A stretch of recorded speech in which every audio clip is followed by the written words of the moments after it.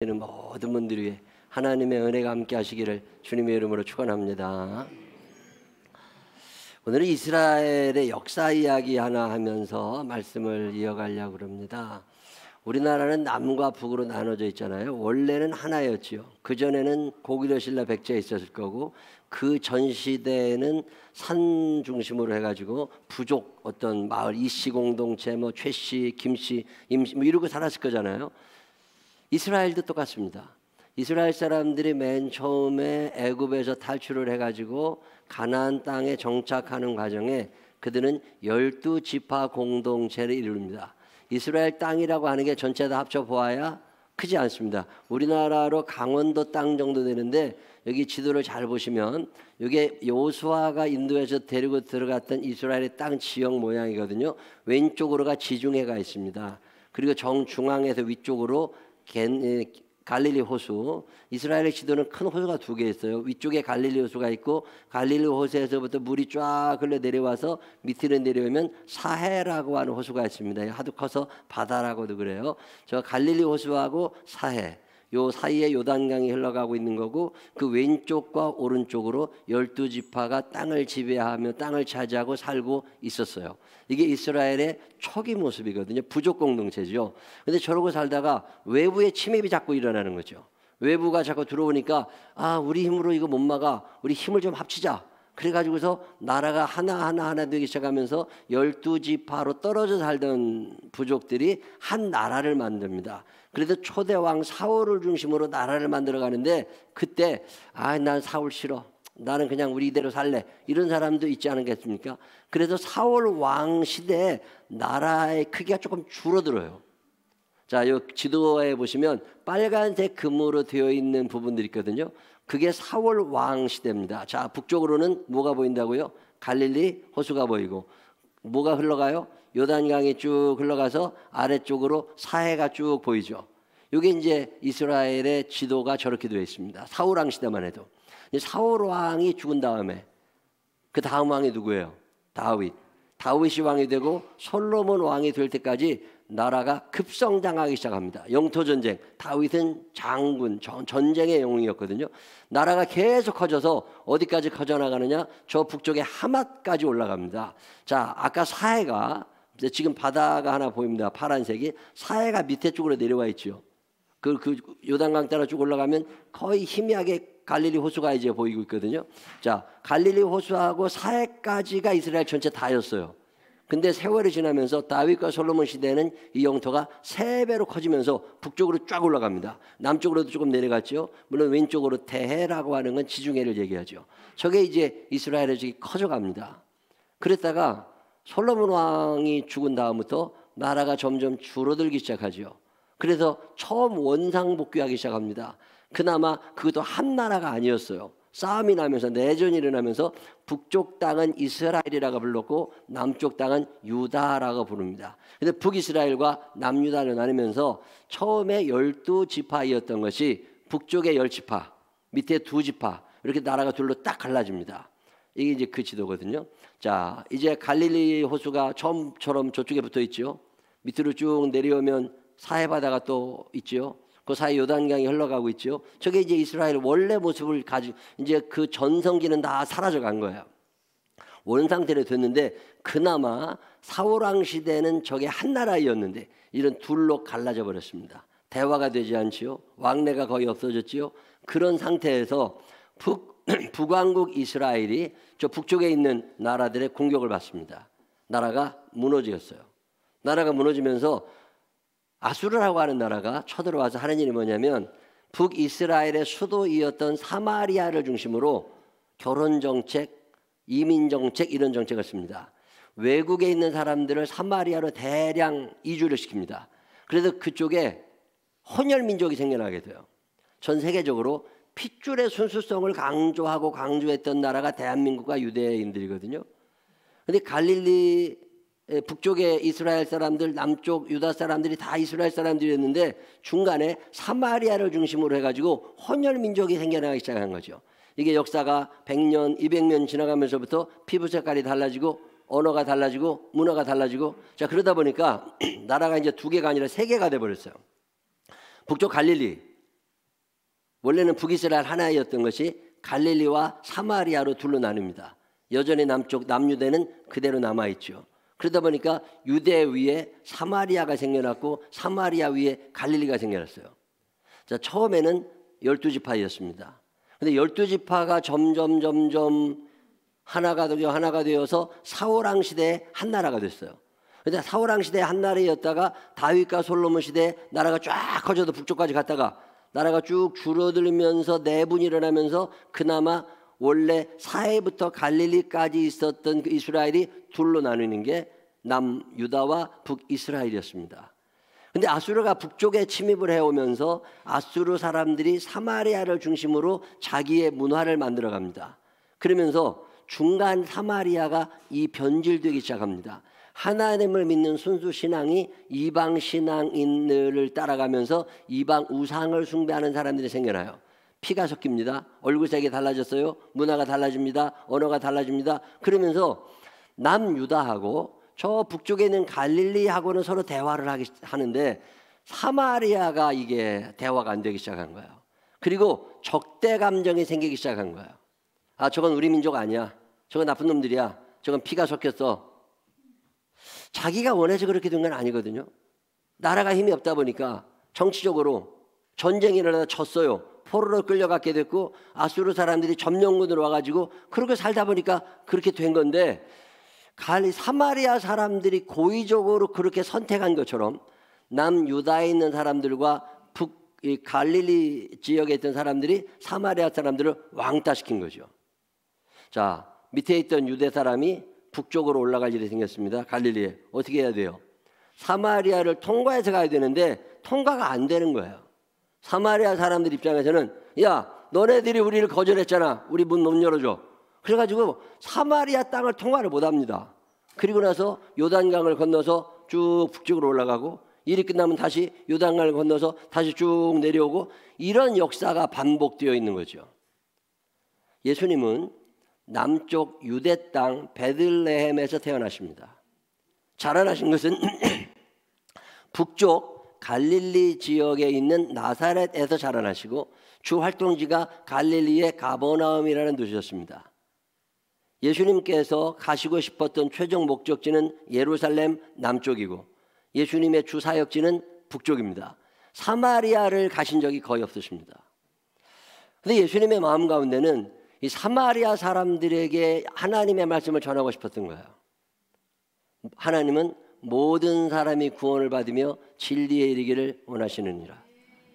여유가 있는 사람이든 모자란 사람이든 남자든 여자든 이방인이든 유대인이든 관계없이 사마리아 사람이나 갈릴리 사람이나 유대 사람이나 다 하나님의 백성인데 이게 자꾸 하나가 안 되니까 어느 날 예수님께서 큰 결심을 하십니다.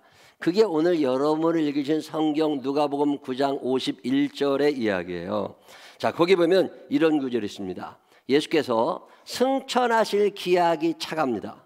예수님께서 곧 하늘로 올라가셔야 될 마음이 다급해지신 거죠. 사마리아 사람들에게도 복음을 전해야 되는데 하나님 살아계심을 알려야 되는데 하나님의 사랑을 전해야 되는데 그래서 예수께서 승천하실 기약이 차감해 예루살렘을 향하여 올라가기로 굳게 결심하시고 자, 여러분의 성경을 아까 대강 읽으셨을 텐데 굳게 결심하셨다는 얘기는 얼굴색이 달라졌다는 뜻이거든요. 원어의 뜻은 이제 굳게 결심하죠. 이제 나 간다. 자, 쉬운 길은 아니잖아요. 다 나를 반대해. 유대 사람들이 사마리아에 들어간 적이 없습니다. 들어가면 싫어해. 이런 상황에서 예수님께서 어떤 결심을 하시는 거죠. 나를 좋아하는 사람들 속에 들어가는 건 괜찮습니다. 근데 나를 싫어하는 사람들 속에 들어간다는 건 대단한 용기 있는 일이죠. 제가 군 생활하던 80년대는 전라도와 경상도가 으르렁대던 시대입니다. 그때 우리 소대원 중에 한 사람이 대구 사람이 있었거든요. 얘는 말 한마디만 하면 금방 알아. 얼마나 사투리를 진하게 쓰는지 촌에서 살던 애라 그냥 말 한마디만 하면 금방 알아. 그런 애가 아주 진하게 경상도 사투리를 쓰는 애인데 얘가 한 번은 무슨 얘기를 하느냐면 자기가 군대 오기 전에 회사 일로 전라도 광주에 갈 일이 생겼다는 거예요. 근데 겁이 나더래. 내가 말 한마디만 하면 저놈들이 다 달려들어서 나한테 뭘 던질 것 같고 때릴 것 같고 밥도 못 먹을 것 같은 이런 불안감이 막 생기더래요. 그때는 그러고 우리가 살았습니다. 그러니까 가야 돼 말아야 돼. 그래도 가야 되잖아요. 근데 가서 말을 하면 안 되겠더래요. 왜냐면 내가 입만 벌리는 순간 주변에 있는 모든 사람이 다 나를 째려볼 것 같더래요. 그래가지고 먹고 싶은 메뉴를 짜장면을 먹고 싶다 그러면 짜장면이라고 써갔대. 청각 이 말을 못하는 사람인 것처럼 음식점에 가서 그걸 보여줬대요. 말을 한마디도 안 하고. 왜? 말했다가는 마저 죽을 것 같더래. 그런 시대. 자, 지금 갈릴리와 유대와 사마리아가 그런 거예요. 자, 그럴 때 예수님께서 굳게 결심을 하시고 나 그래도 가야 돼. 사마리아로 가시기로 결심을 하셨습니다. 그러고 난 다음에 제자들을 부르십니다. 먼저 가서 답사. 숙소도 알아보고 식당도 알아보고 전도할 길도 찾아놔야 되니까 먼저 가. 그리고 제자들을 보내십니다. 그게 52절이에요. 자, 52절 이렇게 이야기합니다. 사자들을 앞서 보내심에 그들이 가서 예수를 위하여 준비하려고 사마리아인의 한 마을에 들어갔습니다. 어떤 일이 일어났을까요? 54절 다 같이 읽어봅니다. 53절 시작. 예수께서 예루살렘을 향하여 가시기 때문에 그들이 받아들이지 아니하는지라. 자, 예수님께서 예루살렘으로 가시기 때문에 당신 오지 마. 거절. 예수님이 거절당한 거죠. 들어가실 수가 없었어요. 자, 어떤 일이 벌어졌을까요? 갑자기 제자들이 화가 나기 시작하는 거예요. 우리가 뭘 잘못했다고? 저놈들이 감히 내가 뭘 잘못했다고? 왜 나를 거절해? 화가 나면서 자, 54절 한번 읽어볼까요?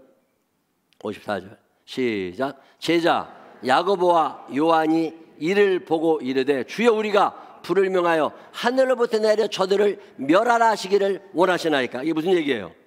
지금 야고보와 요한이 뭐 하늘에도 불을 멸해서 저놈들 다 부질러버릴 그런 능력이 있어요 없어요? 능력도 없으면서 여러분 남들 저주할 때 있잖아. 저놈 어떻게 가다가 팍 엎어지라고. 자, 팍 엎어지라고 얘기는 하지만 엎어뜨릴 능력은 있어요 없어요? 없어. 그렇지만 화가 나니까 저놈 어떻게 그냥 이러고 지금 야고보와 요한이 화가 나가지고 예수님께 예수님 저거 그냥 불을 명해가지고 싹 태워버려야 됩니다 저거. 이러고 화가 난 거야. 그랬더니 예수님께서 뭐라고 그러세요? 자, 55절 예수께서 돌아보시며 꾸짖으시고 너네들 그러면 안 되는 거 너희도 알잖아. 그러면서 56절에 함께 다른 마을로 가시니라. 자, 예수님의 원래 계획은 뭐였어요? 어디로 가는 거예요? 사마리아로. 근데 지금 어떻게 됐어요? 사마리아로 못 가게 됐죠. 왜 못 가게 된 거예요? 이런 일이 왜 일어난 거예요? 자, 왜 예수님이 거절당한 거죠? 쉽게 생각할 수 있습니다. 우리가 대부분이 알고 있는 사실은 뭐냐면 역사에서 그 이유를 찾아냅니다. 사마리아와 갈릴리, 사마리아와 유대 사이에 오랜 민족적 감정, 오래 쌓아온 원수지간, 그래서 화합이 안 되는 거죠. 무조건 싫은 거야. 저 사람들이 예루살렘으로 가? 그럼 무조건 싫어. 그 사람들이 누구인지 그건 관심 없어. 저 사람이 어떤 사람인지 묻지 않아. 무조건 싫어. 왜? 예루살렘으로 간다니까. 저것들이 갈릴리 사람들 무조건 싫어. 대화 한번 해볼 용의가 없습니다. 일단 마음은 닫아져 버린 거야. 이런 일이 비일비재하게 일어납니다. 저는 이번에 22대 총선 결과를 이렇게 쭉 보면서 야, 대한민국이 여전히 백제와 신라가 존재하는구나. 여러분 삼국시대가 언제예요? 기원 전입니다. 그리고 백제가 무너진 게 660년이에요. 그러면 지금부터 1400년 전 이야기예요. 근데 백제가 무너졌음에도 불구하고 신라가 무너졌음에도 불구하고 이 삼맥을 중심으로 해가지고 국민의힘과 더불어민주당 빨간색과 파란색이 확 갈라져 있는 거예요.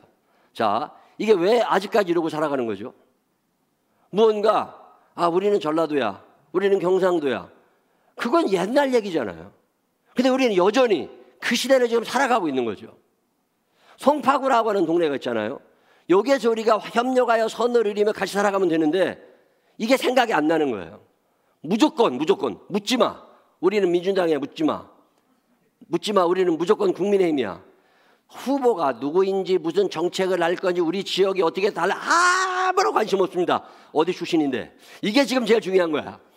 이게 지금 문제가 되기 시작한 거잖아요. 얼마 전에 그 통계를 봤더니요. 얘기를 들어봤더니 예를 들어서 국민의힘이다. 뭐 이러면은 패밀리 아파트, 뭐 헬리오시티 이런 데는 대부분 그쪽이죠. 송파구 전체에서 묻지마 민주당이 제일 많은 데가 파인타운이야. 뭐 후보 상관없어. 무조건 찍어야 돼. 파란색. 뭐 이런 거죠. 자, 그러면 파인타운에 예수님께서 빨간색 리본을 달고 국민의힘의 후보로 나오셨다면 어떻게 했을까? 안 되는 거야. 왜? 묻지 마야 이건. 왜? 옛날부터 그래 왔어 우리는. 감히 누가? 생각이 전혀 없는 거죠. 자, 역사적 이유 때문에 오늘 내가 그를 거부할 수 있습니다. 오랜 세월 그렇게 살아왔기 때문에. 우리는 그렇게 스스로를 위로하고 살아왔어요. 옛날에도 그랬고 너네 집하고 우리 집안은 아버지 때부터 할아버지 때부터 원수였어. 뭐 이런 거 로미오와 줄리엣이 그래서 나오는 거잖아요. 우리는 맺어질 수 없는 인연이야. 원수지간인 거지. 자, 과연 그럴까? 오늘 성경은 전혀 다른 이야기를 합니다. 오늘 우리가 읽은 성경은 아주 이상한 이야기 하나를 우리에게 전해줍니다. 예수님께서 거절당하신 이유, 예수님께서 거절당하신 이유가 역사에 있지 않다는 거예요. 과거에 있지 않다는 거예요. 자, 오늘 성경 편집 의도라고 그럽니다. 성령님께서 누가라고 하는 사람을 통하여 예수님이 거절당하신 이야기를 적는데 거절당하신 이야기 서두에 49절에 이런 구절이 나옵니다. 요한이 여짜오되 주여 어떤 사람이 주의 이름으로 귀신을 내쫓는 것을 우리가 보고 우리와 함께 따르지 아니하므로 금하였나이다. 이게 무슨 얘기냐면 예수님을 믿는 사람이 아닌 것 같아요. 저 우리가 모르는데 지금 예수님 중심으로 12제자가 움직이고 있는 거거든요. 근데 어떤 사람이 예수의 이름으로 귀신을 쫓아내, 어떤 사람이 예수의 이름으로 병을 고쳐. 그럼 좋은 일이에요, 나쁜 일이에요? 누군가 은혜 받은 사람이 그렇게 할 수 있잖아요. 나도 예수를 전하고 싶고 나도 주의 사랑 전하고 싶고. 근데 요한의 입장에는 기분이 나빠. 왜? 저게 같은 신학교 출신이 아니야. 저게 어디서 배웠는지 모르겠어. 저게 짝퉁이 나온 것 같아. 그러니까 저거 그냥 넣으면은 내 밥줄에 문제가 생겨. 그리고 내 권위에 문제가 생겨. 쫓아가가지고서 요한이 버럭 화를 내면서 너 예수의 이름을 부르지 마. 야단을 치고 온 거예요. 자, 그 사람 입장에서는 거절당한 거잖아. 그 사람 입장에서는 얼마나 선한 마음을 가지고 나를 사랑하시고 나를 고쳐주신 예수님을 전하려고 그랬는데 신학교 출신이 아니라고, 출신이 다르다고, 전라도가 아니라고, 경상도가 아니라고 거절을 당한 거야. 요한이 가서 시컷 혼을 내고 왔습니다. 그래서 예수님께서 50절에 뭐라고 말씀하시냐면 금하지 마. 너희를 반대하지 않는 자는 너희를 위하는 자야. 자, 요 얘기를 한 후에 곧바로 51절에 사마리아에서 거절당하신 예수님의 이야기를 적습니다. 왜 그런 거예요? 지금 요한이, 지금 야고보가 어마어마하게 좋은 일을 한 줄 알고 있지만 사실상 내용을 보면 성령님께서 누가를 통하여 우리에게 하시고 싶으신 음성은 뭐냐면 예수님께서 거절당하신 이유가 뭐예요? 역사에 있지 않다는 거예요. 30년 전, 50년 전, 1000년 전, 400년 전 이런 이야기가 아니라 어제 네가 한 일, 오늘 네가 그 사람들을 거절했잖아. 자, 나는 거절해도 되고 나는 거절당하면 안 되나요? 나는 누군가를 욕하고 있지만 누가 나를 욕하는 건 싫어. 저는 운전을 하다가 새치기 하는 놈들이 그렇게 싫어. 근데 어느 날 보면 내가 그 짓을 하고 있어. 아니, 나는 새치기하고 끼어들어도 되고 남들은 내 앞에 끼어드는 게 용납이 안 되는 거지. 빵빵빵빵 해야 돼야 되고. 이게 예수 믿는 사람이냐는 거죠. 제가 감리교신학대학교에서 토요일날 대학원 강의를 한 다음에 교회로 오다 보면 올림픽도로를 지나옵니다. 올림픽도로를 타고 잘 오다 보면 수서 근처에서부터 분당 고속도로가 쫙 막혀 있어요. 거기를 이제 잘 끼어 들어가가지고 고속도로를 타고 와야 교회가 가까워. 근데 어느 날 무슨 생각이 드느냐면 좀 치사한 생각이 드는 거야. 이렇게 꼭 살아야 돼? 거기에 처음부터 줄 서고 싶지 않으면 중간에 끼어들 생각도 하지 말아야지. 남들은 끼어들고 싶어서 내가 양보해 줄 수는 있지만 적어도 내가 끼어드는 치사한 인생을 살지 말자. 그래서 요새는 아예 그 길을 안 가요. 그냥 탄천길로 돌아옵니다. 그래야 2, 3분 차이 안 나. 그게 마음이 더 편해. 근데 언제부터인가 우리는 남이 내 앞에 끼어드는 건 용납을 못하고 나는 당연히 끼어들어야 돼. 누가 나를 욕하는 것은 감당이 안 돼. 화나. 근데 나는 욕해도 돼. 뭐 이런 인간들이 되어버린 거죠. 지금 누가라고 하는 설교자는 우리에게 이야기를 하고 있습니다. 왜 너는 누군가를 거절하면서 사마리아 사람들이 너를 거절한 것에 대하여 이렇게 하늘에서 불을 명하여 다 불내버릴 것처럼 분노하고 있냐는 거죠. 제가 어느 날 하나님께 기도를 드린 적이 있습니다. 하나님, 내가 이 땅에 사는 동안에 편하게 좀 살았으면 좋겠습니다. 마음으로도 육신적으로도 경제적으로도 불편함이 없이 살고 싶습니다. 그래서 기도를 한참 드리는데 성령께서 내 마음 가운데 주신 음성이 뭐냐면, 너는 왜 편하게 살고 싶으면서 너 때문에 불편한 나는 생각하지 않으시냐는 거예요.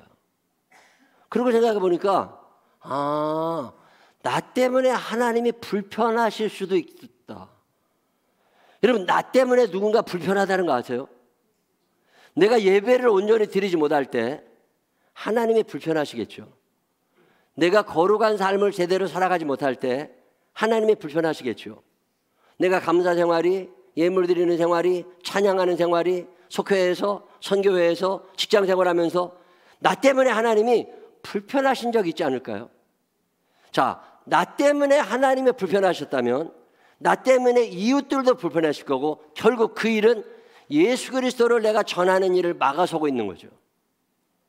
왜 예수님이 사마리아에서 거절당할 수밖에 없었느냐? 야고보와 요한이 바로 전날 그 일을 한 거예요. 바로 전에 그 일을 한 거예요. 자기와 같은 신학교 출신이 아니라고, 나와 같은 출신이 아니라고 거절해버린 거죠. 나의 거절이 예수님을 거절하게 만들어버린 거죠. 저는 성경 읽으면서 여러 가지 생각을 하게 됐습니다. 내 모습 이대로 주파도 없어서 우리가 찬양하죠. 하나님, 연약한 모습 이대로, 죄된 모습 이대로, 약한 모습 이대로, 모자란 모습 이대로 주여 나를 받아 주옵소서 우리가 기도하고 찬양합니다. 근데 주님은 내 그 모습을 받아주기를 원하시면서 내 주변에 있는 우리의 가족들, 교인들, 속도원들, 그의 연약함, 그의 부족함, 그의 무지함, 그의 엉망진창인 삶을 그대로 받아들일 생각은 없는 거잖아요. 하나님은 내 모습을 그대로 받아들여 주셔야 되는데 왜 나는 가까운 사람들을 그대로 받아들여주지 못하고 저놈은 이게 틀렸어, 저놈은 이게 틀렸어 이러고 살아가야 될까? 성령께서 우리에게 주시는 이 음성이 제 마음에 들리는 거야. 예수님께서 누가복음 6장에 이미 제자들을 가르치셨습니다. 너희들이 예수 그리스도를 따르는 제자가 되기를 원한다면 적어도 이런 인생을 살아야 돼. 자, 누가복음 6장에 이런 말씀이 있습니다. 27절에 그러나 너희 듣는 자에게 내가 이른다. 너희 누구를 사랑하며 원수를 사랑하며 너희를 미워하는 자를 선대하며 너희를 저주하는 자를 위하여 축복하며 너희를 모욕하는 자를 위하여 기도해라. 자, 그러면 나를 싫어하는 사람들을 위하여 내가 뭐 해야 돼요? 기도하고 축복해야 되잖아. 근데 5년 전에 싸운 게 아직도 안 풀어져. 작년에 속회 예배 드리다가 한번 틀어졌대. 그것 갖고 10년 가. 자, 8년째 될 때 죽었어. 천국 갔을까 지옥 갔을까? 여러분 이런 생각 해봐요 안 해봐요? 내가 용서하지 않았는데 하나님이 나를 용서하실 일은 없는 거죠. 주기도문에서도 우리가 우리에게 죄 지은 자를 사하여 준 것 같이 우리 죄를 사하여 달라고. 나는 용서하지 않으면서 나는 용서받기를 원한다면 내가 요한인 거죠. 결국 나 때문에 예수님의 스케줄은 엉망이 되어버린 거고. 우리가 살아가다 보면 용서가 안 되는 사람들이 많이 있습니다. 근데 그 사람들 때문에 내가 삶이 힘들어질 수도 있고 그 사람들과 나 사이의 관계 때문에 예수님의 스케줄이 꼬일 수도 있구나. 어느 날 생각해 보면 내가 마음이 참 좁아져 간다. 고린도후서 6장에 바울 목사님이 아주 유명한 말씀 하나를 하십니다. 고린도 교회는 파가 나눠졌던 교회예요. 나는 아볼로파, 나는 뭐 바울파, 나는 예수님파, 나는 뭐 이렇게 베드로파 이렇게. 나는 충청도 출신이야. 나는 강원도야. 나는 대학 나왔어. 나는 자산이 얼마야. 나는 없어. 나는 뭐 이런 거죠. 이거에 따라 다 나눠져 있던 교회입니다. 그러다 보니까 하나님의 역사가 안 일어나는 거예요. 근데 그 교회를 향하여 안타까운 마음으로 써준 편지 가운데 하나가 고린도후서입니다. 고린도후서 6장에 바울 목사님 이런 말씀을 하세요. 고린도인들이여, 생명나무 교회 교인들이여, 대한민국의 신앙인들이여, 이런 얘기입니다. 너희를 향하여 우리의 입이 열리고 우리의 마음이 넓어졌으니. 자, 바울 목사님은 유대인입니다. 고린도 교회 교인들은 이방인입니다. 이방인과 유대인이 같이 밥을 먹지 않을 때예요. 같이 대화를 하지 않을 때입니다. 그때 바울 목사님이 내가 너희를 향하여 마음을 넓혔다는 거예요. 내가 유대인이지만 이방인을 포용할 마음을 가지고 있다. 더불어 살아갈 결심을 하고 있다. 3년 전에 우리가 싸웠지만, 죽도록 서로 때리고 싸웠지만 이제는 털자. 내가 마음을 넓히겠다. 미안하다. 뭐 이런 얘기예요. 자, 12절에 너희가 우리 안에서 좁아진 것이 아니다. 우리가 이렇게 멀어지게 된 것이 내가 너를 좁게 만들고 있는 게 아니라 오직 너희 심정에서 좁아진 거다. 너만 마음 열면 다 해결되시잖아. 뭐 이런 얘기입니다. 그러면서 이렇게 권면합니다. 내가 자녀에게 말하듯 하느니 보답하는 것으로. 하나님이 당신의 마음을 넓히시고 아들 예수를 이 땅에 보내시면서 우리에게 마음을 열게 하시고 우리를 받아주셨던 것처럼 너희도 이제 마음을 넓히라. 내가 자녀에게 말하듯 하느니 보답하는 것으로 너희도 마음을 넓히라. 마음의 확장 공사를 해나가라는 거야. 이야, 할머니 권사님들 삐지면 진짜 오래가요. 경로당에서 한번 싸우잖아요. 죽을 때까지 안 봐요. 아니, 경로당에서 싸웠으면 경로당에서 풀어야 되잖아. 어차피 영정사진 누군가 서로 쳐다보고 있을 텐데 영정사진 볼 때 미안한 마음 들으면 돼요, 안 돼요? 괜히 영정사진 보러 갔는데 아씨, 그때 저거 싸운 뒤로 내가 아주 화해를 안 했는데, 이런 생각이 들면 괜히 미안한 생각 들지 않을까요? 옆 사람 손을 꼭 붙잡고 눈을 쳐다보면 인사하십니다. 당신 장례식에 제가 꼭 참석하겠습니다. 시작. 집사님 장례식에 제가 꼭 참석하겠습니다. 자, 옆 사람이 영정사진을 내가 본다고 생각할 때 미안한 생각이 들면 돼요, 안 돼요? 오늘 성경이 그 얘기를 하는 거예요. 역사에 문제가 있는 게 아니라는 거예요.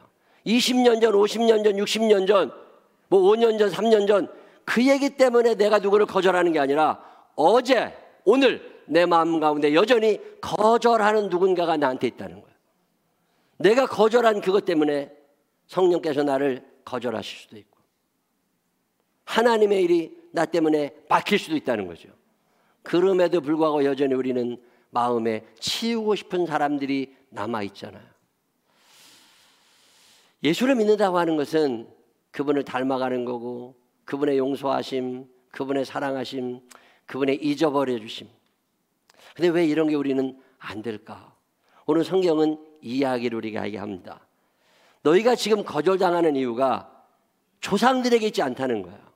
남한국과 북이스라엘의 역사 속에 사마리아와 갈릴리, 사마리아와 유대 역사 속에 있는 게 아니라 어제 너 때문에, 오늘 아침에 너 때문에 네가 거절당하고 있다는 거예요. 저는 이 말씀이 참 마음에 와닿았어요. 아, 그래, 하나님께서 나를 이 모습 이대로 받아주기를 원하는 것처럼 내 마음이 좀 넓어져서 누군가를 내가 그대로 받아들일 수 있으면 그러면 세상이 얼마나 아름다울까. 이 말씀에 여러분 안에 있어서 마음을 넓히는 이 확장 공사가 성령님의 도심 가운데 우리에게 이루어져서 내 돈 떼먹은 사람도, 나한테 침뱉은 사람도, 나하고 좀 관계가 안 좋은 사람도, 3년 전에 싸우고 아직도 못 푼 사람도 하나둘 해결해가면서 이 말씀이 여러분 안에 있어서 예수 그리스도 안에서 평강과 화해가, 협력이 넘쳐나는 아름다운 관계가 이어지게 되시기를 주님의 이름으로 축원합니다. 기도하겠습니다. 하나님 아버지, 나는 거절해도 되고 그 사람들은 나를 거절하면 안 되고 이런 어리석은 생각하지 않게 하여 주시옵시고, 내가 거절당한 이유가 역사 속에 있는 것이 아니라 어제의 내 마음에, 오늘의 내 마음 안에 내가 누군가를 거절했었음을 기억하게 하여 주시어서 이제 그 한 사람을 포용하고 용서하고 품고 마음을 넓히고 같이 살아갈 수 있는 우리가 되게 하여 주옵소서. 하나님의 하늘의 문을 여셨습니다. 우리도 그런 경험하게 하여 주시옵시고 넓은 마음으로 누군가를 끌어안고 살아갈 수 있는 우리들이 되게 하여 주옵소서. 사랑의 능력 더하여 주시기로 나옵고 예수님 거룩하신 이름으로 기도드렸습니다. 아멘. 다 같이 일어서셔서